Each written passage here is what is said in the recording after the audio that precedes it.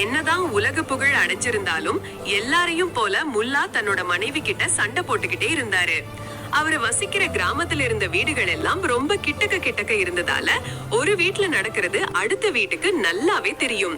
ஒரு வீட்டுல பேசுற விஷயம் அடுத்த வீட்டுக்கு கேக்குறதும் அத அவங்க ஜாடமடையா புரணி பேசுறதுக்கு அந்த ஊர்ல சகஜமாவே இருந்துச்சு. ஒரு நாள் சந்தையில இருந்து வந்த முல்லா ரொம்ப சோர்வா இருந்தாரு. வீட்டுக்கு வந்ததும் மெத்தையை எடுத்து போட்டுட்டு படுத்துக்கிட்டாரு.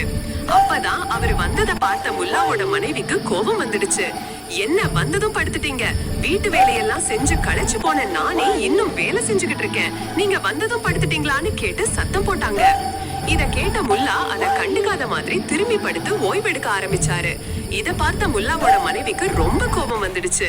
உடனே ஒரு பெரிய மண் பானையை எடுத்து டாம்னு போட்டு உடைச்சாங்க. இதுக்கு மேல படுத்திருந்தா அடுத்த பானைய நம்ம தலையிலே தான் உடைப்பாங்கன்னு நினைச்ச முல்லா மெத்தைய சுருட்டி வச்சுட்டு வெளிய வந்து நடக்க ஆரம்பிச்சாரு. அப்ப பக்கத்து வீட்டுல வச்சுக்கிட்டு இருந்த முல்லாவோட நண்பர் வந்து என்ன ஆச்சுன்னு கேட்டாரு. இல்ல சின்ன சண்டைன்னு சொன்னாரு முல்லா. அதுக்கு அந்த நண்பர் கேட்டாரு, இல்லையே ஏதோ பெரிய சத்தம் கேட்டுச்சு, என்னன்னு ஆவலோடு கேட்டாரு.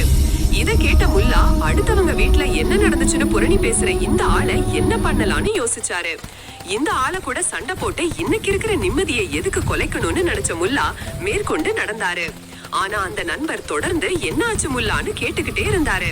உடனே முல்லா சொன்னாரு, ஒண்ணும் இல்ல, என்னோட மனைவி என்னோட கை கடிகாரத்தை தூக்கி போட்டாங்க, அதான் அவ்வளவு பெரிய சத்தம்னு சொன்னாரு. உடனே முல்லாவோட நண்பர் கேட்டாரு, அது எப்படி கை கடிகாரம் கீழே விழுந்து அம்புட்டு பெரிய சத்தம் கேட்கும்னு கேட்டாரு. அதுக்கு முல்லா சொன்னாரு, ஓ அதுவா, அவ கடிகாரத்தை தூக்கி போடும்போது அந்த கடிகாரத்தை நான் கையில கட்டி இருந்தேன்னு சொன்னாரு.